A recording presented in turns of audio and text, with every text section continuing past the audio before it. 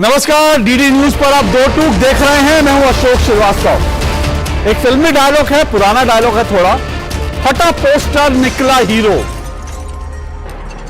फटा पोस्टर निकला हीरो।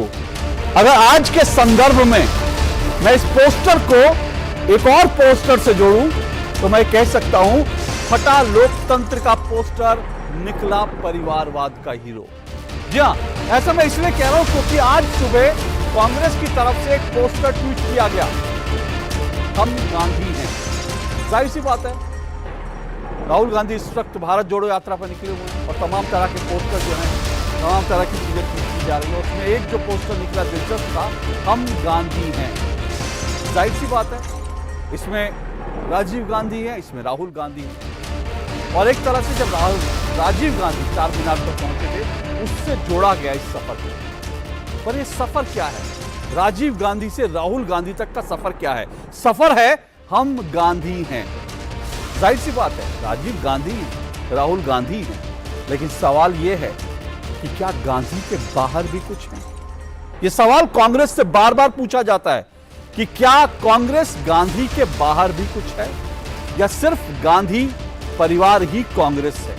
यह सवाल बार बार पूछा जाता है और आज एक बार फिर यह पूछने का सवाल है, पूछने का समय है। इसलिए क्योंकि कांग्रेस ने यह पोस्टर तो जारी किया ही, उससे पहले याद कीजिए, इस पोस्टर को जारी करने से चंद घंटों पहले मल्लिकार्जुन खड़गे, कांग्रेस के नवनिर्वाचित अध्यक्ष, उन्होंने भरी सभा में राहुल गांधी की मौजूदगी में कहा कि 2024 के लिए सिर्फ कांग्रेस नहीं बल्कि गैर भाजपाई दलों की तरफ से जो नेतृत्व है लड़ाई का, यानी प्रधानमंत्री पद के दावेदार, वो राहुल गांधी होंगे। जाहिर सी बात है, इसमें किसी को आपत्ति नहीं होनी चाहिए। कांग्रेस का अपना मामला है, कांग्रेस के घर का मामला है। कांग्रेस जिसको चाहे उसको प्रधानमंत्री पद के लिए खड़ा करे, जिसको चाहे उसकी उम्मीदवारी घोषित करे। लेकिन जब आप राहुल गांधी की उम्मीदवारी फिर पेश कर रहे हैं तो फिर यह सवाल दोबारा उठेगा कि क्या कांग्रेस में गांधी परिवार से इतर कोई नेतृत्व नहीं है? सवाल यह भी उठेगा कि क्या राहुल गांधी, जिनके खाते में 2 दर्जन से ज्यादा चुनाव हारने का रिकॉर्ड दर्ज है, क्या उनको विपक्ष के नेता स्वीकार कर लेंगे? विपक्ष के तमाम नेता, क्योंकि आप जानते हैं विपक्ष में एक नहीं, प्रधानमंत्री पद के कई उम्मीदवार हैं, कई दावेदार हैं। ममता बनर्जी पश्चिम बंगाल से हुंकार भरती हैं, तो केसीआर जो है तेलंगाना से आवाज उठाते हैं। अब तो नीतीश बाबू भी कहते जरूर है कि वो लड़ाई में नहीं है, लेकिन उनके सहयोगी, उनके समर्थक सब उनको प्रोजेक्ट करने में तुले हैं कि वो प्रधानमंत्री पद के उम्मीदवार हैं। ऐसे कितने उम्मीदवार जो हैं प्रधानमंत्री पद के गैर भाजपाई दलों में हैं। तो सवाल उठता है, राहुल गांधी के नेतृत्व का ऐलान जो मल्लिकार्जुन खड़गे ने किया, उसको लेकर विपक्ष कितना सीरियस है? क्या वास्तव में 2024 की लड़ाई मोदी वर्सेस राहुल गांधी होगी? और क्या राहुल गांधी के पीछे समूचा विपक्ष एकजुट होकर खड़ा होगा? ये तमाम सवाल हैं जिन पर आज दो टूक में चर्चा करेंगे। लेकिन इससे पहले कि आगे बढ़ें, आइए मेरी ये रिपोर्ट देखिए।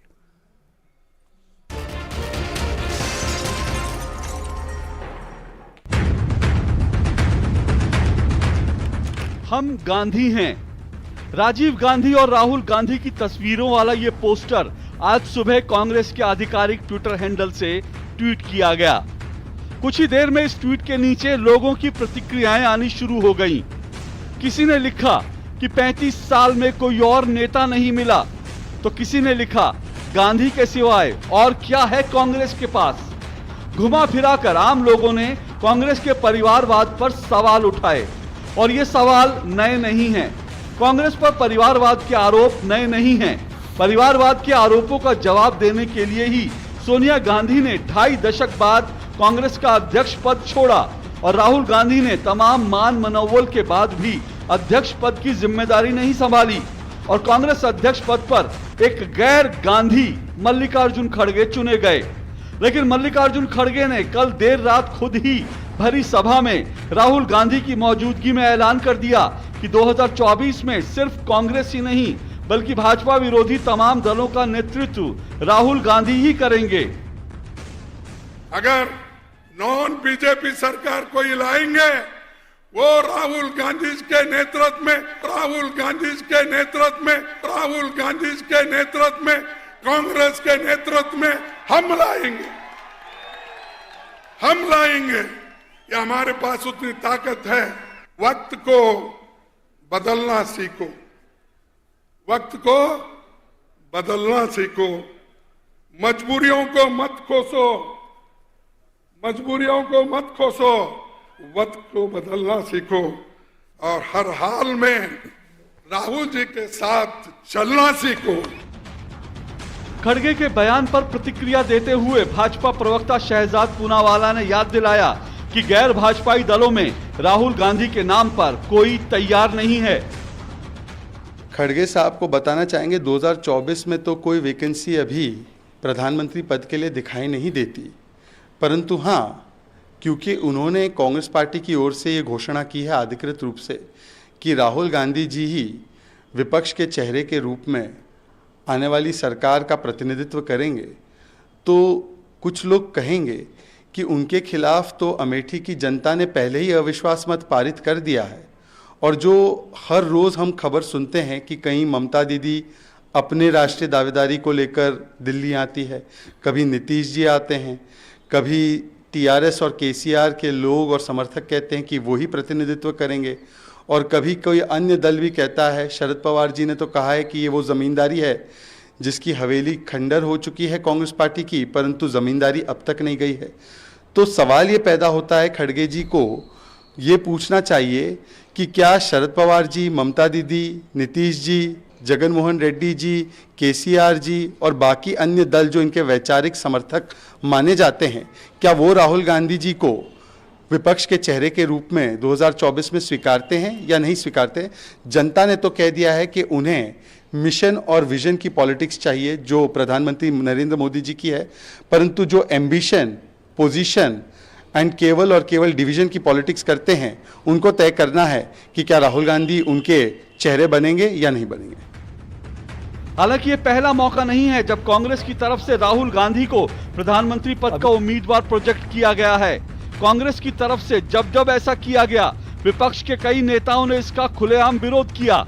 पश्चिम बंगाल की मुख्यमंत्री ममता बनर्जी, तेलंगाना के मुख्यमंत्री केसीआर सहित कई विपक्षी नेता खुद को पीएम पद का दावेदार घोषित करने में लगे हैं। तो ओवैसी जैसे भाजपा विरोधी राहुल गांधी की क्षमता पर ही बार बार सवाल उठाते रहे हैं। राहुल गांधी अमेठी से हार गए तो ऑक्सीजन किसने बंद की? मैंने बंद की। 200 एमपी थे, 14 के चुनाव में 44 या 45 पे आ गए तो किसने ऑक्सीजन बंद की? इन कांग्रेसियों को जो अहंकार में डूबे हुए हैं, उनको ये समझ नहीं आता कि उनकी ऑक्सीजन कैसे बंद हो गई है। और मैं तो ये चाहूंगा कि इस महाशय की तरह ऐसे 100 लोग राहुल गांधी की तरफ जमा हो जाएं, तो अपोजिशन पार्टी से करने की जरूरत ही नहीं है।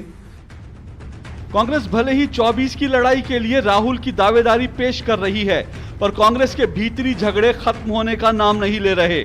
कांग्रेस अध्यक्ष के चुनाव के समय गहलोत बनाम पायलट की जो लड़ाई शुरू हुई थी, उसने अब नया रूप ले लिया है। प्रधानमंत्री मोदी ने जैसे ही अशोक गहलोत की तारीफ की, सचिन पायलट को गहलोत में गुलाम नबी आजाद नजर आने लगे हैं। जो कल प्रधानमंत्री जी यहाँ पर आए थे राजस्थान में, हम सबको उम्मीद थी कि वो राष्ट्रीय स्मारक का दर्जा उस तीर्थ धाम को देंगे, उस धाम को देंगे मानगढ़ को, लेकिन ऐसा हुआ नहीं। मुझे लगता है शायद इसलिए उन्होंने नहीं किया क्योंकि यहाँ पे सरकार कांग्रेस पार्टी की है।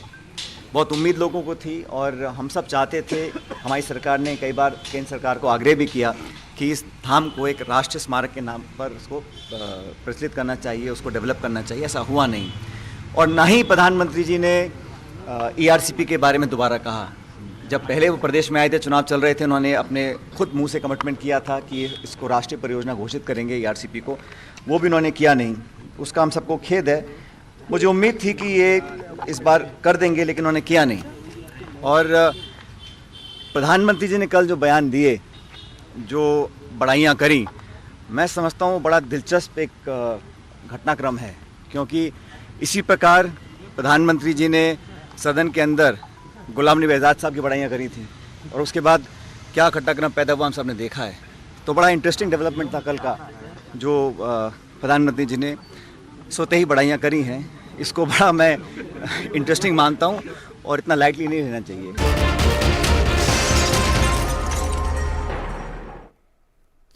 तो रिपोर्ट थी और इसी को लेकर आज की चर्चा करेंगे। मेरा दो टूक का सवाल आपके सामने आ रहा है। आज मेरा दो टूक का सवाल जिसके इर्द गिर्द इस चर्चा को हम बढ़ाएंगे, वो सवाल आपकी स्क्रीन पर आएगा और मेरा आज का सीधा सपाट सवाल जो है जिस पर मैं इस चर्चा को आगे बढ़ाऊंगा वो आपकी स्क्रीन पर है। दो टूक में मेरा आज का सवाल, खत्म हुई अध्यक्ष पद की लड़ाई, क्या कांग्रेस फिर परिवारवाद पर आई? यह मेरा सवाल है। खत्म हुई अध्यक्ष पद की लड़ाई, क्या कांग्रेस फिर परिवारवाद पर आई? यह मेरा सवाल है और उस पर चर्चा करने के लिए मेरे साथ चार मेहमान स्टूडियो में इस चर्चा में जुड़े हैं, इस डिबेट में जुड़े हैं। आइए चारों मेहमानों का परिचय करवा दूं। दो मेहमान मेरे साथ स्टूडियो में इस वक्त जुड़े हैं। तोहिन सिन्हा मेरे साथ जुड़े हैं, बीजेपी के प्रवक्ता हैं तोहिन सिन्हा जी, और इसके अलावा मेरे साथ अवधेश कुमार जी जुड़े हैं, वरिष्ठ पत्रकार हैं, स्तंभकार हैं अवधेश कुमार जी। कांग्रेस के प्रवक्ता डॉक्टर अंशुल अभिजीत मेरे साथ जुड़ चुके हैं और मेरे साथ टीएमसी से जुड़े हैं स्वयं प्रकाश पुरोहित जी। आप चारों मेहमानों का बहुत बहुत शुक्रिया और स्वागत। डिबेट की शुरुआत स्वयं प्रकाश पुरोहित जी आपसे करता हूं। खड़गे जी को आपने सुना होगा, हर हाल में राहुल जी के साथ चलना सीखो। तो हर हाल में आपको राहुल जी के साथ चलना सीखना है, तैयार हैं? देखिए, खड़गे जी का जो बयान है ये अपने आप में एक क्वेश्चनेबल है कि राहुल जी के साथ उनको चलना है। राहुल जी कौन है? राहुल जी उनकी पार्टी के अंदर गांधी परिवार के एक वरिष्ठ नेता है। अभी तक उन्होंने अपनी पार्टी की कमेटी भी नहीं बनाई है, उनको क्या पोस्ट दिया है नहीं दिया, पार्टी के अध्यक्ष वो खुद है। उन्होंने अपने आप को कटघरे में खड़ा कर दिया है कि भाई मैं तो नहीं हूं। उन्होंने अपना नाम साइड कर लिया है और उन्होंने कह दिया कि राहुल गांधी बनेंगे। देखिए, राहुल गांधी बने ये उनकी पार्टी का अंतर्गत इंटरनल मैटर है। राहुल गांधी को बनाइए, सचिन पायलट को बनाइए, अशोक गहलोत को बनाइए, या गुलाम नबी आजाद जो अभी छोड़ के गए हैं, ऐसे कितने नेता और जाने वाले हैं, उनको संभालेंगे। तो अब इनकी नैया जो मल्लिकार्जुन खड़गे की जो नैया है ये गांधी परिवार के सहारे ही चल रही है। ये अलग विषय है कि 2024 की जो लड़ाई है, 2024 की लड़ाई केंद्र में भारतीय जनता पार्टी की जो रावण की नीति, जो अहंकार की सरकार है, जिन्होंने देश के अंदर में जिस तरह की तानाशाही के साथ चला रहे हैं, गलतियां करने के बाद भी ये अपनी गलतियां नहीं मानते हैं। इन्होंने नोटबंदी कर दी, नोटबंदी की गलती आज तक नहीं मानी है देश से। ऐसे कितने ही काम किए हैं ये सर उठा करके कि भाई हमारे पास नंबर है, हम नंबर के साथ चलते रहेंगे। ये लड़ाई केंद्र सरकार versus Bharatiya Janata party versus Bharat की जनता की लड़ाई है। अब भारत की जनता की पार्टी के अंदर में जितने भी विपक्ष के नेता है, चाहे उसके अंदर में नीतीश कुमार हो, शरद यादव हो, ममता बनर्जी हमारी नेत्री है, साउथ के भी बहुत नेता, स्टालिन से भी अभी दीदी जाकर के मिलेगी चेन्नई के अंदर में। तो जितने भी रीजनल पार्टीज है वो कमजोर नहीं, आप उनको कमजोर नहीं आ सकते हैं। नहीं है उसमें क्या चीज? राहुल गांधी नहीं है उसमें। राहुल गांधी का फैसला तो उन्होंने अपनी पार्टी में कर दिया। राहुल गांधी तो पार्टी के अध्यक्ष नहीं है। जितने नाम लिया उसमें राहुल गांधी का नहीं लिया, इसलिए पूछा है मैंने। जी जी जी, देखिए राहुल गांधी का नाम, देखिए राहुल गांधी तो अपने आप में राहुल गांधी अभी एक यात्रा कर रहे हैं। हमारी शुभकामना है कि वो सही सलामत राष्ट्र के लिए अगर यात्रा कर रहे हैं, वो अपनी पार्टी को जोड़ ले, हमारी शुभकामना रहेगी। राहुल गांधी का नाम इसके अंदर में नहीं है, क्योंकि मैंने रीजनल पार्टीज की बात की है। चाहे देखिए केंद्र में कांग्रेस की सरकार रही हो, चाहे भारतीय जनता पार्टी की सरकारें रही हो, इन सरकारों ने रीजनल पार्टियों का शोषण किया है। आप देख लीजिए उठा करके शिवसेना का हाल, आप उठा करके देख लीजिए नीतीश कुमार जी का हाल, आप जितनी भी रीजनल पार्टीज है उनका शोषण किया गया है। पश्चिम बंगाल की नेत्री है हमारी ममता बनर्जी, इनके खिलाफ तो इन्होंने मैंडेट जारी कर दिया था कि हमारी सरकार बन रही है 2021 में, मगर खेला हो गया यहाँ पर। यहाँ पे वो नहीं खड़े हो सके, बंगाल की खाड़ी में चला जाना पड़ा। तो देखिए जो प्रमुख सर उठा के लड़ने वाली नेत्री है उसका नाम ममता बनर्जी है। ओके, ऐसा कोई लड़ने वाला चेहरा आना चाहिए जो लड़ सके भारतीय जनता पार्टी की बुरी नीतियों के साथ। ठीक सर, ठीक, मैं आऊंगा आपके पास। ठीक है स्वयं प्रकाश जी, आपने बहुत सारे बिंदु उठाए, मैं एक करके उन बिंदुओं पर आऊंगा, लेकिन पहले मैं डॉक्टर अंशुल अभिजीत जी की वो ले लेता हूँ, रिएक्शन ले लेता हूँ। डॉक्टर अंशुल अभिजीत जी, अभी तो ये तो मल्लिकार्जुन खड़गे और बाकी लोग तो पहले कांग्रेस के लोग चले ना राहुल जी के पीछे, वो तो ये कह रहे हैं कि भाई पहले कांग्रेस के लोग चले, उसके बाद वो तो राहुल जी अभी लड़ाई में तो कहीं आई नहीं। आप लोग तय करिए, आप ये क्यों कह रहे हैं कि पूरे विपक्ष का नेतृत्व जो करेंगे, जबकि विपक्ष में कई चेहरे हैं और कई चेहरे जो राहुल जी का नेतृत्व मानने के लिए तैयार नहीं है। आप जबरदस्ती जो है राहुल जी का नेतृत्व थोपना चाहते हैं। खड़गे जी का बयान तो कल ऐसा ही था। बिल्कुल भी नहीं, हम किसी पे कुछ थोपना नहीं चाहते। देखिए क्योंकि राहुल गांधी जी की अहमियत तो आप खुद ही समझ रहे हैं, क्योंकि आपने ये फैसला किया कि 1 घंटे का प्रोग्राम उनके ऊपर करें, इस बात पे करें, इस पे चर्चा करें। तो उनका महत्व, उनकी अहमियत तो आप अच्छी तरह जानते हैं क्या है। कई सालों से राहुल गांधी जी इस सरकार को आईना दिखा रहे हैं बार बार, उनकी नाकामियों पर, उनकी अयोग्यता, उनकी अक्षमता, और जिस तरह से इन्होंने इस मुल्क की आर्थिक व्यवस्था को बर्बाद कर दिया। चीन हमारी जमीन पे बैठा हुआ है, बार बार इस पे टिप्पणी कर रहे हैं, आगाह कर रहे हैं, चेतावनी दे रहे हैं, सुझाव दे रहे हैं, ये सरकार सुन नहीं रही है। और अब ये सरकार इतनी ज्यादा परेशान हो गई है क्योंकि एक सफल यात्रा की शुरुआत उन्होंने की, भारत जोड़ो यात्रा एक सकारात्मक यात्रा है। यहां पर ये एक संकल्प है, एक वादा है। हम यहां पर प्यार मोहब्बत की बात कर रहे हैं। ये जो हुजूम है, जो उत्साह आपको देखने को मिल रहा है, वो बताता है कि कितनी सफल है यात्रा। तो ये भाजपा को और दलों को बर्दाश्त नहीं हो पा रहा है। और हम बार बार हम तो ये चाहते नहीं कि विवादित बयान भी यहां पर कोई दे। डॉक्टर अंशुल अभिजीत, अभी आपने कहा ये भाजपा को और दलों को स्वीकार नहीं, किन दलों की बात कर रहे हैं, किन दलों को स्वीकार नहीं हो पा रहा? नहीं, देखिए, बहुत सारे दलों, हो सकता है बहुत सारे लोगों को आपत्ति हो। हम तो वहां पर अभी तो तेलंगाना में है ना, वहां पर तो तेलंगाना में अभी यहां पर हैं, तो वहां पर जो दल है वहां पर उनको वहां तो राहुल जी ने केसीआर के खिलाफ बयान दे ही दिया है। तो मैं कह रहा हूं, तो सवाल तो यही है ना, अच्छी तरह जान रहे हैं ना अंशुल अभिजीत, डॉक्टर अंशुल अभिजीत, सवाल तो यही है जो स्वयं प्रकाश पुरोहित जी जो कह रहे हैं, वो बात तो वही है कि एक तरफ तो मल्लिकार्जुन खड़गे ये कहते हैं राहुल जी के साथ चलना सीखो, है ना, हर हाल में चलना सीखो। दूसरी तरफ जब आप ये कहते हैं कि केसीआर आपके साथ चले, राहुल जी के साथ चले, लेकिन आप तेलंगाना में जाते हो तो केसीआर के खिलाफ बोलने लगते हैं। आप पश्चिम बंगाल में जाते हो तो ममता दीदी के खिलाफ बोलने लगते हैं। फिर आप कहते हैं कि राहुल जी के साथ हर हाल में चलना सीखो। तो क्यों चलेगा विपक्ष जब आप हर विपक्षी पार्टी को जो है उसके राज्य में जाके उसके खिलाफ आप बयान देंगे? तो ये भारत जोड़ो यात्रा के संदर्भ में उसकी भावना के साथ कहा गया था कि यहां पर हम जोड़ने की कोशिश कर रहे हैं। ये सियासी यात्रा एक तरह से नहीं है, जरूर कांग्रेस सियासी दल है, लेकिन हम लोगों को जोड़ने की कोशिश कर रहे हैं। लेकिन इसका ये मतलब नहीं, लेकिन इसका ये मतलब नहीं कि सियासत के बारे में बात ही ना करें। जो लोगों को आगाह करना है, हकीकत बतानी है, जो असलियत है इस मुल्क की और रियासतों की, ये तो हम लोगों को बताएंगे ही ना। डॉक्टर अंशुल अभिजीत, आप बिल्कुल बताएंगे, लेकिन मेरा मूल सवाल है, अभी आपने तेलंगाना का जिक्र किया, तो आपको लगता है कि भारत जोड़ो की इस यात्रा में केसीआर भी एक रोड़ा है क्या, कि आपको वहां जाकर केसीआर के खिलाफ बोलना पड़ता है? इंटरव्यू क्यों नहीं लिया?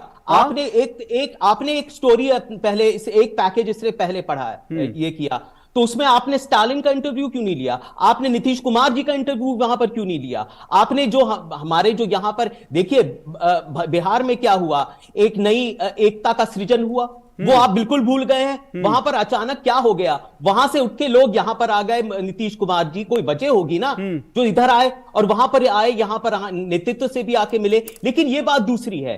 देखिए, भारत जोड़ो जो यात्रा है एक सकारात्मक यात्रा है। यहां पर हम एक सकारात्मक भाव से अपनी मंजिल की तरफ जा रहे हैं, वो है भारत को जोड़ना और अमन चैन की बात करना, प्यार मोहब्बत की बात करना। और ये जो नफरत की जो सियासत है जो भाजपा ने फैलाई है, ये जो ध्रुवीकरण हो रहा है, इसके खिलाफ आवाज उठाना। और आपको याद होगा कल एक उनका बयान आया था राहुल गांधी जी का, उनको पूछा, ये मोरबी की जो दुर्घटना है उसके बारे में पूछा गया था कि आप क्या कहना चाहेंगे। उसके वक्त उन्होंने ये कहा था कि मैं सियासत नहीं करना चाहता इस दुर्घटना के बारे में, ये शोक का वक्त है, ये मातम का वक्त है, यहां पर मैं कोई टिप्पणी नहीं दूंगा इस प्रकार की। तो ये उस भावना से ये भारत जोड़ो यात्रा आगे बढ़ रही है। और मुझे बताइए कि ये आपत्ति क्या है? आपने शुरुआत में ही कहा था कि इसमें हमें कोई आपत्ति नहीं होनी चाहिए, और फिर आप आपत्ति जाहिर कर रहे हैं।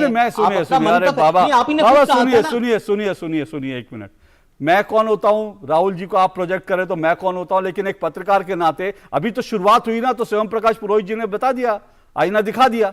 मैं तो नहीं कह रहा ना, मैं तो कह रहा हूं मैंने अरे टिप्पणी होती है, अरे तो टिप्पणी सही, चलिए टिप्पणी सही तो सुनिए सर, सुनिए अंशुल जी सुनिए मेरी बात, टिप्पणी सही, आप उसको मैंने कहा ना, ये तो कांग्रेस को तय करना है कि कांग्रेस अपना प्रधानमंत्री पद का चेहरा किसको बनाती है, इसमें किसी को कोई आपत्ति नहीं होनी चाहिए। राजनीतिक तौर पे टिप्पणी आप भी बीजेपी पे करेंगे, बीजेपी भी करेगी, हमें क्यों आपत्ति होगी। लेकिन मैं ये सवाल कर रहा हूं, सवाल क्यों उठा रहा हूं, मैं सवाल ये उठा रहा हूं, मल्लिकार्जुन खड़गे कहते हैं हर हाल में राहुल जी के साथ चलना सीखो, और वो कहते हैं तमाम गैर भाजपाई दलों का नेतृत्व राहुल गांधी करेंगे। मैं उस पर सवाल उठा रहा हूं कि तमाम गैर भाजपाई दल, सुनिए सर, तमाम गैर भाजपाई दल राहुल जी का नेतृत्व स्वीकार करने के लिए तैयार नहीं है। इस सच को आप स्वीकार नहीं रहे हैं, दिक्कत यह है। अभी बता दिया ना उन्होंने, अभी स्वयं प्रकाश पुरोहित जी ने बताया कि नीतीश कुमार दावेदार है, उन्होंने कहा कि, और उन्होंने कहा कि ममता दीदी दावेदार है, उन्होंने कहा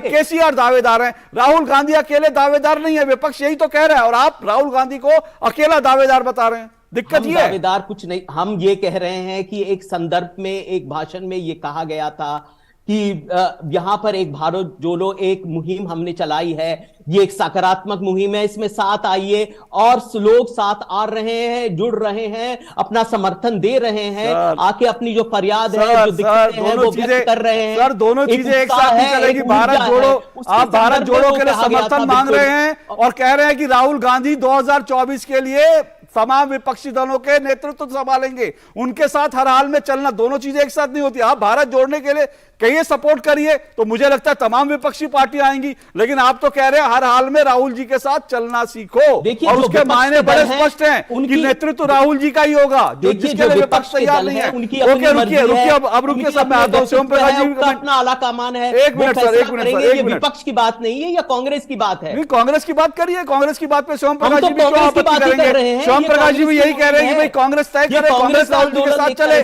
किसी को कोई दिक्कत नहीं है। वो कह रहे हैं ममता दीदी ये कांग्रेस अध्यक्ष अपना बयान।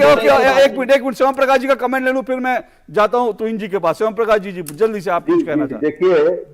देखिए मेरी शुभकामना है, राहुल गांधी जी अगर नेतृत्व करते हैं और 272 सीटें कांग्रेस पार्टी अगर अपने दम पर जीत के लाती है, तो उनके प्रधानमंत्री बनाने का अधिकार उनके पास बिल्कुल, इसके अंदर में हम लोग कोई रोड़ा नहीं रखते। बिल्कुल, मगर बात यह है कि राहुल गांधी, देखिए अभी राजस्थान में कल मोदी जी एक दिन पहले वहां पर क्या हुआ, 10 मिनट तक ये लोग आपस में बैठे, आप देखिए आपके खुद के नेता आपके साथ नहीं है।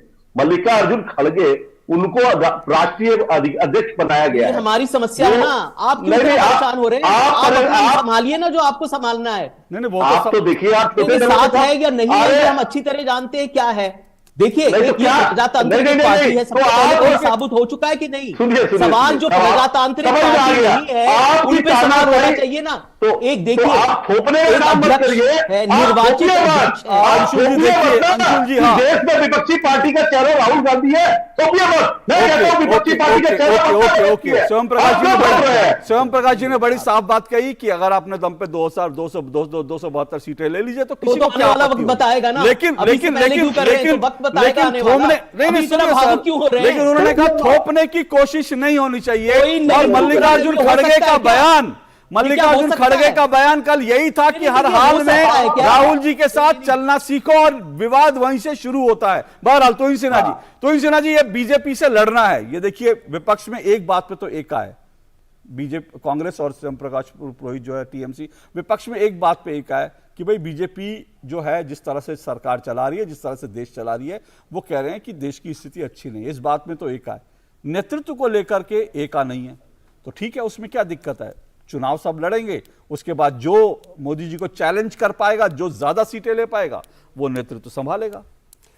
देखिए अशोक जी, अचानक ये पोस्टर आना, हम गांधी हैं, वो ज़्यादा उचित होता। सोनिया गांधी जी, राहुल गांधी जी, प्रियंका गांधी जी का फोटो एक साथ होता और कहा जाता कि हम आज के बहादुर शाह जफर हैं, जिसने कि हम अपने साम्राज्य को पूरी तरह से समाप्त कर दिया है।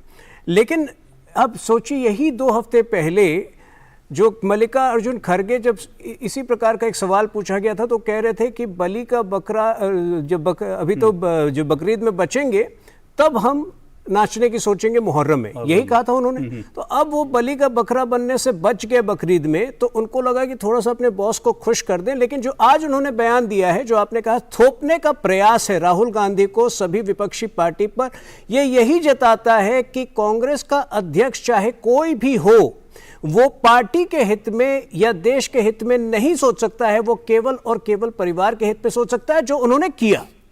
अब दूसरा प्रश्न आता है, देखिए ममता बनर्जी हो, केसीआर हो, शरद पवार हो या लालू यादव है, इन्होंने जो कठोर कटाक्ष किए हैं राहुल गांधी के ऊपर पिछले कुछ वर्षों में, पिछले साल आपको याद होगा लालू यादव ने अपनी मर्जी से 2-3 सीटें जो बाईपोल में होने वाला था बिहार में, उसके लिए अपने कैंडिडेट तय कर दिए थे। जब पूछा गया तो कहा कि क्या हारने के लिए कांग्रेस को देंगे। तो इस प्रकार से तो एक हो गए ना बिहार में, एक साथ आज एक है, 6 महीने बाद फिर अलग हो जाएंगे। आपके 2 लोगों को स्टूडियो में आप बैठा दीजिए, आपस में झगड़ पड़ते हैं। तो ये जो है मेरे ख्याल से यही खड़गे जी का पहला जो टेस्ट था कि उन्होंने अपने तरफ से एक नमस्कार, अपने तरफ से एक जो कृतज्ञता प्रकट कर दी राहुल गांधी के प्रति। लेकिन आज मैं अंशुल जी को यह चैलेंज करना चाहता हूं कि आज भी मौका है, जो 19 दिन उन्होंने केरल में बिताए, जो 18 दिन उन्होंने कर्नाटक में बिताए, अगर यही 19 दिन गुजरात में बिताए होते, 18 दिन हिमाचल में बिताए होते, तब आप चैलेंज में आते। आप तो भाजपा से भाग रहे हैं हर जगह, और फिर आप कैसे चुनौती देंगे? आप ऐसे जगह जा रहे हैं। वो कह रहे हैं यात्रा, एक मिनट, वो कह रहा हूं कि यात्रा सियासी है, एक तो सियासी भी नहीं है। एक सेकंड, वो सियासी नहीं, वो सियासी नहीं भी है। अगर वो सियासी, आप वो कह रहे हैं कि वो अंशुल जी मुझे मेरी बात पूरी कर लूं मैं। एक मिनट मुझे सवाल करने दीजिए। अंशुल जी मैं आप ही की तरफ से सवाल कर रहा हूं। अंशुल जी मैं आप ही की तरफ से सवाल कर रहा हूं, 1 मिनट रुक जाइए प्लीज, मैं एक एक करके मौका दूंगा। आप भी अपनी बात पूरी, स्वयं प्रकाश जी ने बोला, अभी तो अवधेश जी के पास में गया भी नहीं हूं। मैं ये कह रहा हूं, जो वो कह रहे हैं कि भाई वो कह रहे हैं वो यात्रा जो है सियासी यात्रा नहीं है, वो कह रहे हैं जोड़ो यात्रा, मैं इसका जवाब देता हूं। गुजरात जाएगी, हिमाचल जाएगी, वो भारत जोड़ने के लिए यात्रा नहीं, मैं आपको जवाब दे रहा हूं। वो कह रहे हैं ये सियासी यात्रा नहीं है, मैं कह रहा हूं ये भारत जोड़ो यात्रा ही नहीं है। 3 नाम मैं गिना रहा हूं। पहले फादर पुनप्पा जिन्होंने भारत माता का अपमान किया, उसके बाद रिजिल मकुटी जिन्होंने निर्मम तरीके से, अरे बीच में मत बोलिए अंशुल जी, आप तो बीच में मत बोलिए। अच्छा, रिजिल मकुटी जिसने निर्मम तरीके से एक बछड़े की हत्या की थी 2017 में, उसके साथ वो भारत जोड़ो करते। और आज पूजा भट्ट जिसके खुद के भाई हेडली के दोस्त 2008 की साजिश में जो बम धमाका हुआ था मुंबई में, जो अटैक हुआ था, उसमें शामिल थे। तो किस प्रकार का भारत जोड़ो यात्रा है? ये तो एक ढकोसला है। ये एक भ्रम है जो आप फैला रहे हैं देश में। ओके अवधेश जी, मेरा सवाल से बड़ा सिंपल सा है। बीजेपी को हराना है आज की सिचुएशन में, बीजेपी को अगर हराना है 2024 में, विपक्ष को एकजुट होना पड़ेगा, ये तो तय है। पर सवाल यह है कि विपक्ष हराना चाहता है बीजेपी को, स्वयं प्रकाश जी भी चाहते हैं, वो भी चाहते हैं, अंशुल जी भी चाहते हैं, तमाम पार्टियां चाहती हैं कि भाई बीजेपी को हराया जाए। लेकिन नेतृत्व के सवाल पर अब यह सवाल है कि नेतृत्व के सवाल जब तक एक नहीं होंगे, ये बात तो पॉलिटिकल पार्टियां भी समझती हैं कि इतना आसान नहीं है कि हम लोग अलग अलग लड़ लेंगे और बीजेपी को हरा देंगे। तो सवाल है ऐसे में दरअसल क्या विपक्ष में है, क्या चल क्या रहा है? असल में ऐसा है, आप जब कहते हैं विपक्ष बीजेपी को हराना चाहती है, तो ऐसा लगता है जैसे विपक्ष नामक कोई एक पार्टी है भारत में। विपक्ष का मतलब कोई अलग अलग पार्टी, अलग अलग विचारधारा नहीं है। विपक्ष नामक कोई भारत की एक पार्टी है, उसका एक नाता है। देखिए, विपक्ष में इतनी पार्टियां होने का मतलब ही है कि उन्होंने, उनकी एक विचारधारा है, उनका अपनी नेता है, उनके अपने क्षेत्र है, उस क्षेत्र के प्रति उनकी एक निष्ठा है, चाहे भाषा के प्रति हो। इस कारण भारत में इतनी विखंडित राजनीति दिख रही है। तो विपक्ष को हम एक यूनिटी नहीं मान सकते हैं कि विपक्ष का मतलब यह है कि एक यूनिट है, ऐसा है ही नहीं। इसलिए यह शब्द प्रयोग जो होता है ना कि विपक्ष को हराना है, तो ऐसा है नहीं, भारत में कभी हो भी नहीं सकता है। जीवन 1977 में भी 4 दल मिलकर इकट्ठे हुए थे, लेकिन यह नहीं था कि उसमें सीपीएम अलग थी, सीपीआई अलग थी, बाकी कई पार्टियां अलग अलग थी, सब अलग अलग लड़ रही थी। तो इसलिए पहले तो इस धारणा को तोड़ने की जरूरत है कि भाजपा के समानांतर कोई भारत में विपक्ष एक यूनिट है। भाजपा के समानांतर अनेक पार्टियां हैं, जो पार्टियां चाहती अवश्य हैं कि केंद्र में भाजपा की सरकार जाए, लेकिन उनकी अपनी राजनीति है, अपनी क्षेत्रीय प्रतिबद्धताएं हैं, नेतृत्व के प्रति प्रतिबद्धताएं हैं, और दूसरी क्षेत्रीय पार्टियां और नेतृत्व को लेकर उनके अंदर अनेक प्रकार के नकारात्मक, सकारात्मक विरोध और समर्थन का भाव है, जिन सबको मिला करके इस प्रकार की एकता कभी भारत में न हुई है, न हो सकती है। इसकी कल्पना तो अब छोड़ दीजिए, चुनाव के बाद कई एकता जरूर हुए हैं, चुनाव परिणाम आने के बाद। पहली बात तो यह। अब दूसरी बात पर आते हैं, जो आपका सवाल था कि या कांग्रेस फिर परिवारवाद पर आई। मेरा सवाल है कि कांग्रेस परिवारवाद से निकली ही कब थी? जब गुलाम खड़गे जी को लाना ये था कि भाई हम लोग परिवार नहीं, उसको देखिए ऐसा है, खड़गे जी को लाने का भाव यही सर, दो कैंडिडेट उसमें हुए। सबसे उनके जो सबसे इस समय विश्वास पात्र निष्ठावान जिसको माना था वो थे श्री अशोक गहलोत, जिसके बारे में कल मोदी जी ने कहा भाई हम में सबसे सीनियर तो यही हैं, इन्हीं को राजनीति का ज्यादा ज्ञान है, हम लोगों ने साथ इतने समय तक काम किया है। तो वो उन्होंने जो कुछ किया गुजरात में, उसके बाद क्या परिवार के लिए संभव था कि उस हालत में भी उनको अध्यक्ष बनाया जाए? तो फिर रास्ता क्या था? रास्ता यही था कि भाई एक ऐसा व्यक्ति ढूंढो जो हम जैसे चाहें उसी के अनुसार चले, उसी के अनुसार हमारी भाषा बोले। तो उसमें फिर राज्यसभा के नेता से त्याग पत्र दिलवा के लाया गया। सवाल है कि दिग्विजय सिंह ने भी तो कहा था कि जो कुछ भी मुझे मिला है सोनिया गांधी उस परिवार की बदौलत मिला है। मैं मानता हूं कि इसमें भी सपोर्ट मिलेगा। कहां मिला? आप बताइए ना, जितने नाम थे उसमें, के.एन. त्रिपाठी हो, बंसल हो, पवन मसल, सब आप कह रहे हैं गांधी परिवार ने एक प्रॉक्सी, प्रॉक्सी सब तो बड़ा हो। गांधी परिवार का इतना ही था कि जिस ढंग से हमारे नाम पर भारत में पार्टी टूट रही है, बड़े बड़े नेता हमको छोड़ के जा रहे हैं, हमारे नाम पर वोट नहीं मिल रहे हैं, राज्य हो रहे हैं, साथ ही विपक्ष में भी हमारे नाम पर अब एका नहीं है, मजाक उड़ाया जा रहा है। इसमें अध्यक्ष पद स्वयं लेना जोखिम भरा होगा। इसलिए जो कुछ भी क्षति एक व्यक्ति को लाओ, वो अपने हमारे अनुसार चलेगा, हमारे स्विच से चलेगा। अगर कुछ उसमें चुनाव में नहीं आया तो उसके सिर जाएगा और यह परिवार पूरी तरह अपने को सुरक्षित रहेगा। इसलिए अगर मल्लिकार्जुन खड़गे अध्यक्ष हैं तो यात्रा राहुल गांधी कांग्रेस के किस हैसियत से भारत जोड़ो यात्रा पर है? अगर कांग्रेस की वो यात्रा है तो ये तो सवाल सोचने की है। गुलाम नबी आजाद का देखिए, गुलाम नबी को आज निकल गए हैं, उन्होंने ये कहा था कि 2013 में राहुल गांधी को आपने उपाध्यक्ष बनाया, उसके बाद से पार्टी में विचार विमर्श के जितने भी पायदान थे वो ध्वस्त कर दिए गए और यूपीए सरकार की अखंडता को ध्वस्त करने वाला रिपोर्ट कंट्रोल पार्टी में चलने लगा है। फिर उन्होंने बताया, आप तो कहे 2 दर्जन, उन्होंने कहा कि 49 चुनाव हुए जिसमें 39 में जो है कांग्रेस की पराजय हुई। तो मेरा कहना यह है कि देखिए, राहुल जी की अगर यात्रा कांग्रेस के लिए है ही नहीं तो फिर कांग्रेस का उत्थान होगा, हम कैसे माने? ओके, ठीक है। अंशुल जी, आप रिएक्ट करना चाहते हैं? मैं आऊंगा, लेकिन मुझे एक ब्रेक लेना। ब्रेक के बाद ये चर्चा डिबेट जारी रहेगी, क्योंकि सवाल तो कई सारे उठ रहे हैं। कांग्रेस विपक्ष के पास इतने सारे नेता हैं, तो फिर सवाल है कि राहुल गांधी को ही प्रोजेक्ट कांग्रेस कर रही है, तो क्या विपक्ष उनको स्वीकार करेगा? लेकिन दूसरी तरफ है कि फिर विपक्ष में ऐसी और कौन सी पार्टी है जिसका पैन इंडिया जो है, जिसके पास जो है अपने कार्यकर्ता हो, पैन इंडिया जिसके पास मशीनरी हो, और दरअसल कांग्रेस की जगह वो पैन इंडिया स्तर पर बीजेपी को चुनौती दे सके? इस पर भी सवाल होगा, लेकिन आऊंगा इस पर ब्रेक के बाद।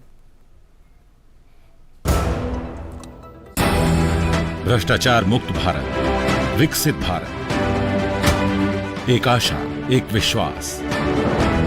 हम मना रहे हैं सतर्कता जागरूकता सप्ताह। देश में ईमानदारी की अलख जगा रहे हैं। एनटीपीसी देश को रोशन कर रहा है। साथ आइए, आप भी कदम बढ़ाइए। 31 अक्टूबर से 6 नवंबर 2022 तक चलने वाले इस अभियान को सफल बनाइए। एनटीपीसी द्वारा जनहित में जारी। Under the visionary leadership of Honorable Prime Minister Shri Narendra Modi, the Ministry of Ayush has set up an export promotion council. पारंपरिक और आधुनिक इलाज की साझा ताकत को मजबूत करना होगा। आयुष और मॉडर्न हेल्थ केयर का एक साथ एक बराबर विकास होगा, तभी बेहतर स्वास्थ्य समाधान हम तैयार कर पाएंगे। Owing to our Prime Minister Shri Narendra Modi's efforts and focused approach, the market size for Ayush streams, including Ayurveda, Yoga and Naturopathy, Unani, Siddha, Sova Rigpa and Homeopathy, has crossed over $18.2 billion, growing at 17% every year. The Ayush Excel will add to this growth by facilitating ease of doing business and reducing compliance burden for Indian exporters. It will facilitate the promotion, publicity and exports of India's Ayush for global good and establish worldwide recognition of Ayush streams as system of medicine. Ayush Excel shall also monitor the observance of international standards and regulations by exporters and will bring India's traditional medicinal sciences to the world in their full glory.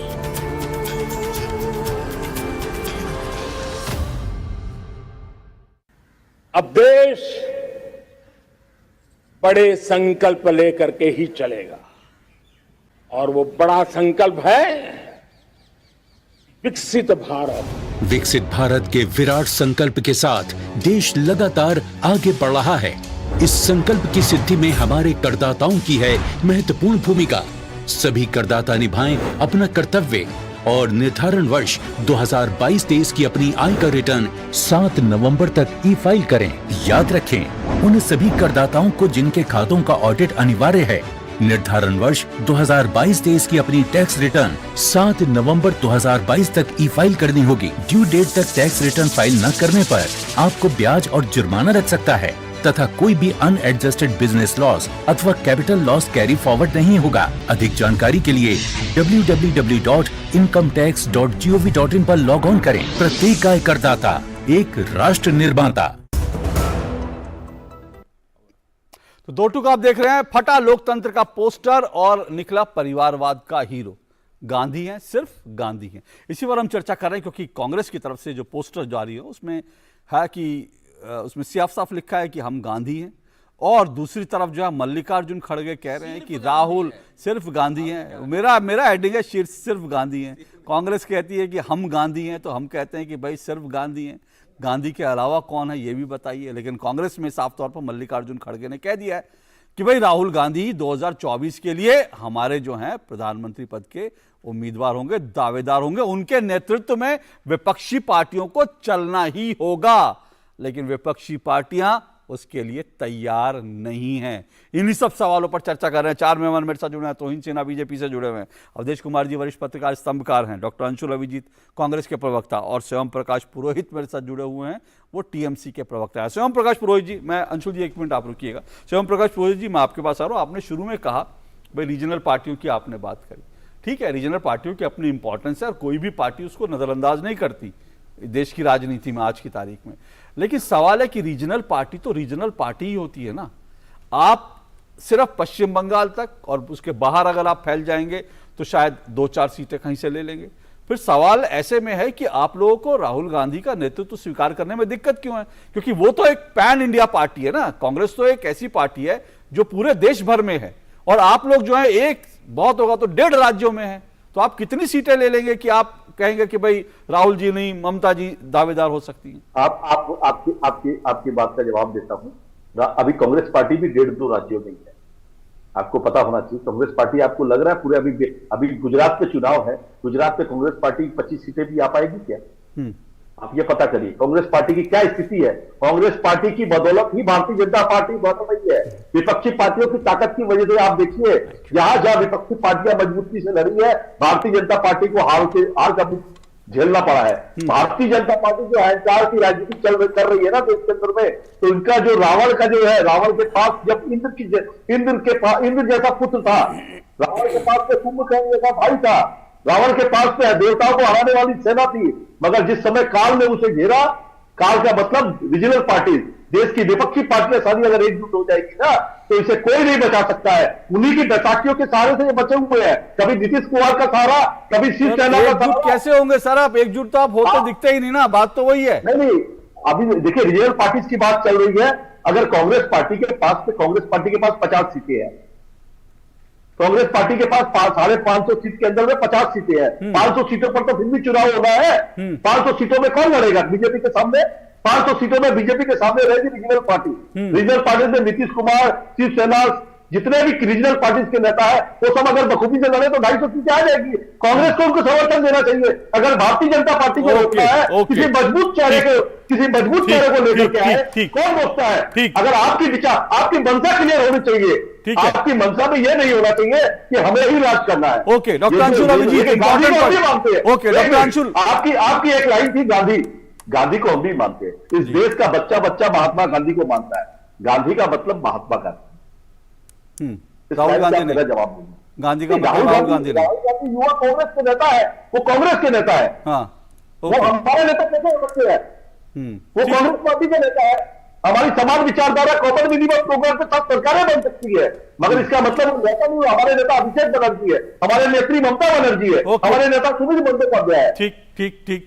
तो doctor Anshul Abhijit, BJP आज strong हुई है तो कांग्रेस की वजह से, ये विपक्षी पार्टियों को लगता है, कई पार्टियों को लगता है, जो अभी शिवम प्रकाश पुरोहित जी ने कहा, आप तो लड़ नहीं रहे हैं, आप लोग लड़ाई में कहीं दिख नहीं रहे हैं। तो फिर सवाल यह है कि जो लोग लड़ रहे हैं उनको नेतृत्व क्यों नहीं सौंपा जाए, क्यों फिर कांग्रेस को ही सपोर्ट किया जाए? अल्टीमेटली अगर 30-35 सीटें टीएमसी लेती है और आप 45 सीटें लेते हो तो बहुत फर्क कहां है? 10 सीटों का ही तो फर्क होगा। तो फिर सवाल यह कि राहुल गांधी के नेतृत्व में ही क्यों चलें, ममता दीदी के नेतृत्व में क्यों नहीं चलें?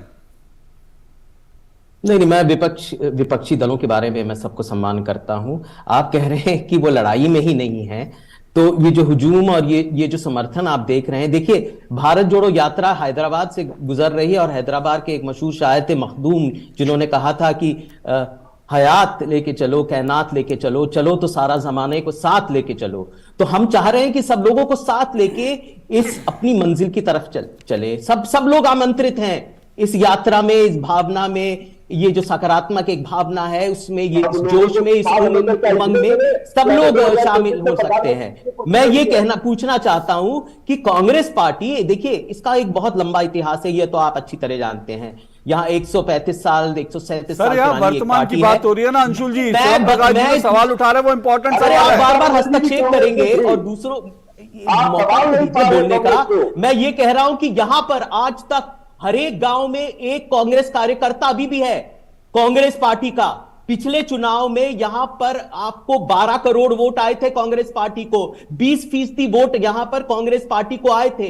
तो ये आप नजरअंदाज कैसे कर सकते हैं? मैं सबका सम्मान करता हूं, मैं सब पार्टियों का आदर करता हूं, मैं उनके बारे में कुछ नहीं कहना चाहता। वो जो कहें वो उनकी मर्जी है, वो टिप्पणी दें, वो बयान दें, वो उनकी मर्जी है। हम सबका सम्मान करते हैं। हम ये कह रहे थे कि हम उनके साथ शामिल होना चाहते हैं, वो भी हमारे साथ शामिल हो। शिवम प्रकाश पुरोहित जी, वो वोट गिना रहे हैं भाई, इतने वोट तो किसी पार्टी को नहीं मिले विपक्ष में। बात ऐसी है कि 35 साल के वामपंथी शासन को कांग्रेस ने नहीं उखाड़ के फेंका, पश्चिम बंगाल से ममता बनर्जी ने उखाड़ के फेंका है। आज भारतीय जनता पार्टी को पश्चिम बंगाल में जो शून्य पर आ गई है कांग्रेस, वहां पे भारतीय जनता पार्टी के सामने में 213 सीट। आप सिर्फ पश्चिम बंगाल की बात कर रहे हैं ना, हमें बड़ा आदर है ममता दीदी से, कोई बात नहीं है। आप सिर्फ, मैं तो एक मुस्कुरा रहे हैं, मुल्क की बात कर रहा हूं ना, आप मुल्क की बात कर रहे हैं। गुजरात आपके विधायक चले जाते हैं दूसरी पार्टियों में, कैसे विश्वास करें आपके ऊपर जनता? आप मुझे इस बात का जवाब दीजिए कि गुजरात हो, चाहे मध्य प्रदेश हो, चाहे दूसरे किसी भी राज्य में आपकी सरकारें कांग्रेस को वोट देने के बाद वहां सरकारें चुनी जाती है और उसके बाद वो सरकार के बिक जाते हैं भारतीय जनता पार्टी के हाथों में। ये तो भारतीय जनता पार्टी हमारे लिए काम है, मगर ये लोग स्तर तक गिर सकते हैं कुछ भी करने के लिए। बहुमत वाली सरकार को गिरा ओके शिवम प्रकाश, ओके सर, एक मिनट तोइन जी, आप मुस्कुरा रहे थे और जाहिर सी बात है आप इस बात पे खुश भी हो रहे होंगे कि विपक्ष इसी तरह से आपस में लड़ता रहे। देखिए विपक्ष लड़ता रहे तो आपको, आज आपके शो में टीएमसी ने कांग्रेस को आईना दिखाने का काम किया, तो मुझे आईना दिखाने की आवश्यकता नहीं है। लेकिन मैं ये जरूर कहना चाहता हूं कि अगर खारगे जी की लॉयल्टी केवल परिवार के प्रति नहीं है और वो अगर वाकई कांग्रेस का भला चाहते हैं, तो उनको पहला काम यह करना चाहिए कि गुलाम नबी आजाद साहब का जो इस्तीफा पत्र था वो खोलना चाहिए और राहुल गांधी से कहना चाहिए कि एक दिन के लिए ये दौड़ भाग से आप मतलब रोक लगाइए इस पर और लेट अस डिस्कस दिस। ये जो पॉइंट्स गुलाम नबी आजाद ने उठाए थे कि पिछले 8 सालों में जो 49 में से 39 चुनाव कांग्रेस क्यों हारी है, ये आपको सोचना चाहिए। आप भारत जोड़ो यात्रा कर रहे हैं, आप कह रहे हैं आपको सबको जोड़ना है, लेकिन जो तस्वीरें आती है पैसे से लोगों को जोड़ते हैं, जिनके जोड़ने की वजह से जो आम जनता है वो आपसे अलग होती है। के बारे में, जो मुफलिसी है उसके बारे में, अवधेश जी मैं थोड़ा सा कंफ्यूज हो रहा हूं, मैं चाहूंगा कि आप तो मेरे से एक मिनट, डॉक्टर अंशुल अभिजीत एक मिनट,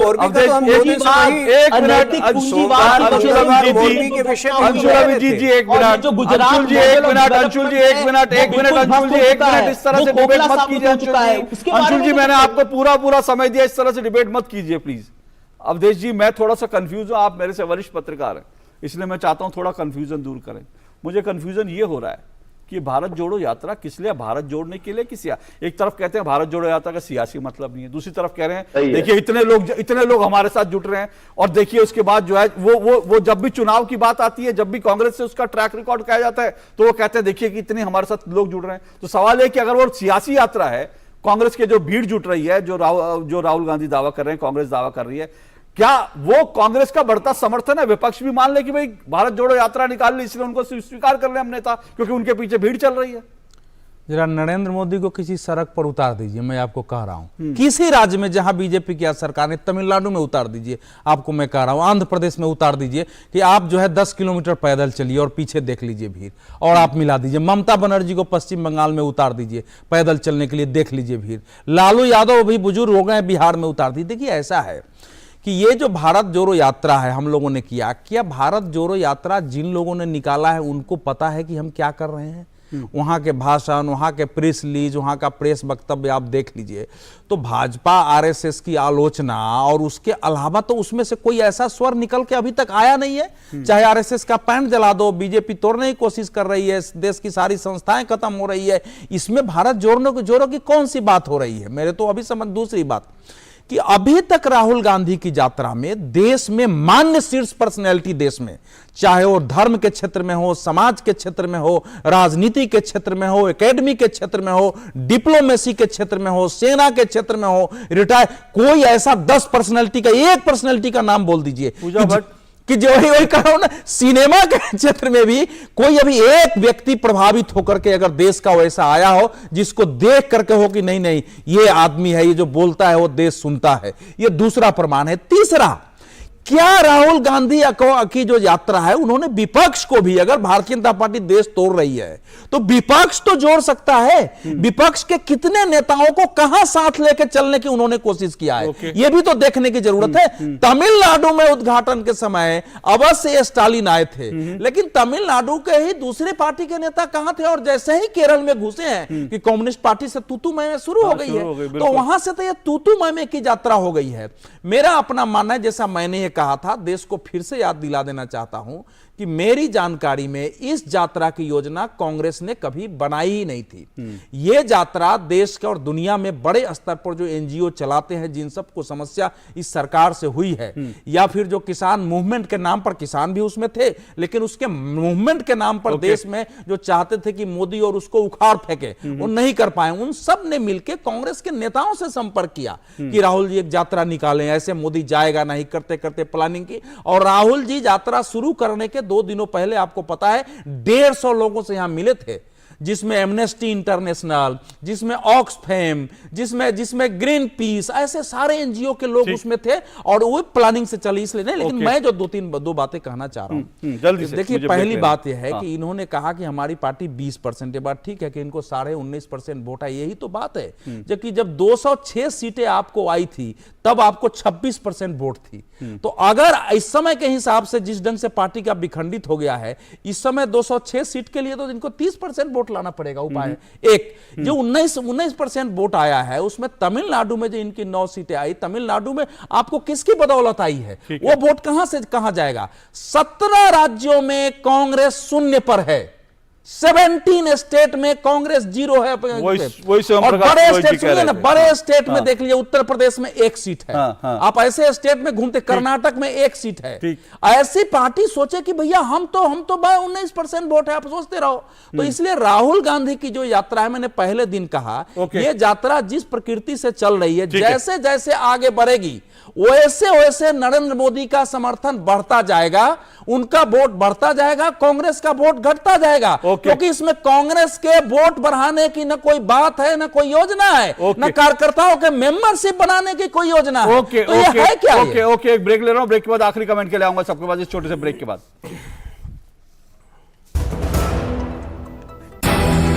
भ्रष्टाचार मुक्त भारत, विकसित भारत, एक आशा, एक विश्वास। हम मना रहे हैं सतर्कता जागरूकता सप्ताह। देश में ईमानदारी की अलख जगा रहे हैं। एनटीपीसी देश को रोशन कर रहा है। साथ आइए, आप भी कदम बढ़ाइए। 31 अक्टूबर से 6 नवंबर 2022 तक चलने वाले इस अभियान को सफल बनाइए। एनटीपीसी द्वारा जनहित में जारी। शॉपिंग? बाबूजी, आपने इसे बिगाड़ के रखा। लिमिट में करो तो कुछ बुरा नहीं होता है। बिना लिमिट शॉपिंग करेगी आपके कार्ड पे एड ऑन जो है। मैंने तो कार्ड पे लिमिट सेट कर दिया। अच्छा, इसके फायदे ये हैं कि रिस्क कम हो जाता है और अगर फ्रॉड भी हुआ तो तुरंत बैंक को बोल दीजिए, नुकसान कम। दादू, नेक्स्ट टाइम ये pink dress. You are the limit. Limit तो सेट है। आरबीआई कहता है जानकार बनिए, सतर्क रहिए। अब देश बड़े संकल्प लेकर के ही चलेगा और वो बड़ा संकल्प है विकसित भारत। विकसित भारत के विराट संकल्प के साथ देश लगातार आगे बढ़ रहा है। इस संकल्प की सिद्धि में हमारे करदाताओं की है महत्वपूर्ण भूमिका। सभी करदाता निभाएं अपना कर्तव्य और निर्धारण वर्ष 2022-23 की अपनी आय का रिटर्न 7 नवंबर तक ई फाइल करें। याद रखें, उन सभी करदाताओं को जिनके खातों का ऑडिट अनिवार्य है, निर्धारण वर्ष 2022-23 की अपनी टैक्स रिटर्न 7 नवंबर 2022 तक ई फाइल करनी होगी। ड्यू डेट तक टैक्स रिटर्न फाइल न करने पर आपको ब्याज और जुर्माना लग सकता है तथा कोई भी अनएडजस्टेड बिजनेस लॉस अथवा कैपिटल लॉस कैरी फॉरवर्ड नहीं होगा। अधिक जानकारी के लिए www.incometax.gov.in पर लॉग ऑन करें। प्रत्येक आय करदाता एक राष्ट्र निर्माता। तो टोटू का आप देख रहे हैं और सिर्फ गांधी हैं और गांधी के अलावा क्या हैं? क्या एक बार फिर से कांग्रेस जो है परिवारवाद पर आ गई है? क्या एक बार फिर से विपक्ष को एकजुट करने की कोशिश में राहुल गांधी का नाम आगे किया जा रहा है? पर सवाल यह है कि विपक्ष राहुल के पीछे आने के लिए तैयार है। तमाम सवाल दिल पर चर्चा कर रहे हैं।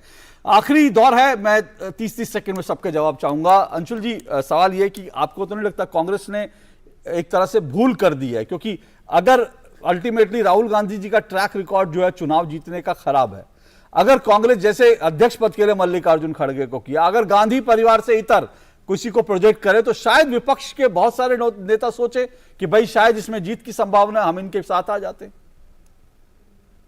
देखिए, ये तो आवाम फैसला करेगी कि आने वाले वक्त में क्या होगा। ये जमहूरियत है। समस्या ये है कि जो जमहूरी रिवायतें हैं इसमें भाजपा तो विश्वास करती नहीं है और वो व्याकुल हो रही है। वो बर्दाश्त ये नहीं कर पा रही है कि देखिए, सबसे पहले भारत जोड़ो यात्रा इतनी सफल कैसे हो रही है। यहाँ पर जो भाजपा के समर्थन है, इधर भी ये वही बात कह रहे हैं कि ये ऐसा हो क्यों कैसे रहा है। और दूसरी बात कि एक सफल हमने एक चुनाव किया, एक चुनावी प्रक्रिया का ऐलान किया था पिछले साल और एक निर्वाचित कांग्रेस अध्यक्ष यहां पर बैठे हुए हैं, जो फिर बीजेपी पर सवाल उठाया जाता है कि आपके तो चुने हुए अध्यक्ष हैं लेकिन चुनाव नहीं होता, तो ऐसा क्यों हो रहा है यहां पर? तो बड़े गंभीर सवाल उनकी प्रजातांत्रिक प्रक्रिया पे उठ रहे हैं और ये बर्दाश्त नहीं कर पा रहे हैं। और दूसरी तरफ इस मुल्क की जो बिगड़ती हुई आर्थिक स्थिति है, इस पे कोई ध्यान नहीं दे रहा। सब कह रहे हैं अरे भाई देखिए कांग्रेस को कितने, हम इनको ये टिप्पणी देंगे, ये सुझाव देंगे। अरे सुझाव देना चाहिए कि सरकार को कि किस तरह उन्होंने बर्बाद कर दिया। ओके सर, मेरे पास समय कम है। शिवम प्रकाश पुरोहित जी, क्या आपको लगता है भारत जोड़ो यात्रा में ही, अगर सियासी यात्रा नहीं है तो विपक्ष को क्यों नहीं यहां पर, कम से कम वहां तो एकजुटता दिखानी चाहिए? नहीं, वो विपक्ष की नहीं, वो राहुल गांधी की व्यक्तिगत यात्रा है। नंबर 1, वो व्यक्तिगत कर रहे कांग्रेस पार्टी उनके साथ। देखिए, कांग्रेस पार्टी के कप्तान अभी बने हैं मल्लिकार्जुन खड़गे। मल्लिकार्जुन को कप्तानी को बजाने के लिए वो राहुल गांधी का नाम न लेके करके उनका दायित्व बनता है कि वो देश की सारी विपक्षी पार्टियों से मिले, एक कॉमन मिनिमम प्रोग्राम बनाए। उस कॉमन मिनिमम प्रोग्राम के तहत उसके बाद में कौन चेहरा होगा ये बाद में देखा जाएगा। आप किसी भी पार्टी का चेहरा नहीं बता सकते हैं कि ये चेहरा होगा 2024 का। ये बहुत ज्यादा जल्दबाजी में है। ये राहुल गांधी को खुश करने के लिए उन्होंने ऐसा कहा है। ये उनकी कमजोरी कहीं ना कहीं उनकी कमजोरी है इसके अंदर में। मुझे 2004 भूल गए हैं, 2004 में क्या हुआ था, उसके बाद 2009 में क्या हुआ था, आप भूल गए। 125 आती थी बॉस, अभी कितनी आ रही है? अभी कितनी आ रही है? वजन सवाल वही, अभी कितनी आ रही है? आवाम फैसला करेगा। ओके सर, ओके, आपका आखिरी कमेंट 30 सेकंड। मैं बस कांग्रेस से निवेदन कर सकता हूं कि भारत जोड़ो के उसी का इंतजार था, इस छलावा से आप ऊपर उठिए। भारत को अगर किसी ने जोड़ा है पिछले 8 सालों में तो हमने जोड़ा है। नॉर्थ ईस्ट को आपने नकार दिया था इतने सालों तक। आज नॉर्थ ईस्ट जो है हमारे मुख्य धारा का एक हिस्सा है, अभिन्न हिस्सा है। गुवाहाटी से जो एरियाज गुवाहाटी से जो एरियाज आपके समय में 10-10 घंटे लगते थे, आज 2 घंटे में हम पहुंच रहे हैं। तो ये होता है भारत जोड़ो यात्रा। पिछले 3 सालों में 7 करोड़ घरों में नल से जल आ रहे, ये होता है भारत जोड़ो यात्रा, जहां के हम बेसिक जो सुविधाएं वो मुहैया करा रहे हैं, जो आप नहीं करा पाए थे। ऐसे जोड़ते हैं दिलों को, सिर्फ जो है पूजा भट्ट के साथ घूमकर, रिजुल मुकुटी के साथ घूमकर, या फिर पुनप्पा, फादर पुनप्पा के साथ घूमकर आप भारत को नहीं जोड़ सकते हैं, बल्कि केवल आप तोड़ने का काम कर रहे हैं।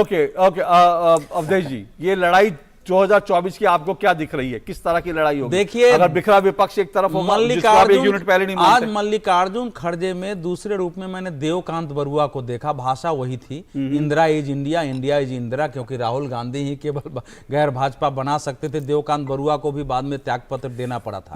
देखिए, 2024 के संदर्भ में इतना ही हुआ कि मल्लिकार्जुन खड़गे की बात से स्पष्ट है कि कांग्रेस ने अभी तक अपने पराजय के कारणों का गहराई से विश्लेषण किया ही नहीं है। भारत में नरेंद्र मोदी के आविर्भाव के बाद जो राजनीति में वैचारिक स्तर पर जो परिवर्तन आया है, उसको समझा ही नहीं है। जब दोनों चीजें नहीं समझा है, तो फिर वो भविष्य की योजना के नाम आएंगे। और विपक्ष की मानसिकता को, कि विपक्ष इस समय क्या सोच रहा है, जनता के क्या मुद्दे हैं, क्या जनता का मुद्दा राहुल गांधी और भारत जोड़ो है, ये समझा ही नहीं है। तो बगैर इसके, इसका मतलब कांग्रेस जो है इस समय, मैं बार बार आपको कह रहा हूं कि नीति, नेतृत्व, रणनीति तीनों पर दिशा भ्रम का शिकार है। और ऐसी पार्टी से विपक्ष हर हाल में बचना चाहेगी, और नेता से भी विपक्ष बचना चाहेगा कि भैया इनसे बचाओ, इनको जो करना है करो। हम 2024 में नरेंद्र मोदी आज अवधेश जी की बात से मुझे टीएमसी के प्रवक्ता बिल्कुल दिख रहे हैं कि वो लग रहा है कि टीएमसी के प्रवक्ता शिवम प्रकाश जी आपकी बातों से आज बिल्कुल जो है सुर में सुर मिलाते हुए दिख रहे हैं, और सर भी हिला रहे हैं कि आप बहुत ठीक कह रहे हैं। चलिए, बहरहाल अपने अपने तर्क है, और अंतिम फैसला तो डेमोक्रेसी में जनता ही करती है, और जनता के बीच तमाम नेता अपनी अपनी बात लेके जाते हैं, और सबको डेमोक्रेसी में मौका मिलता है। लेकिन जाहिर सी बात है कि विपक्ष भले ही एक यूनिट नहीं है, लेकिन जब तक एक यूनिट के तौर पर कम से कम विपक्ष नहीं आएगा, तब तक नरेंद्र मोदी को 2024 में हराना तो दूर की बात है, चुनौती देना भी मुश्किल होगा। कम से कम आज की तस्वीर तो यही है। बहुत बहुत शुक्रिया मेरे सभी मेहमानों का। दो टूक में कल आपसे फिर मुलाकात होगी। फिलहाल इजाजत दीजिए, नमस्कार।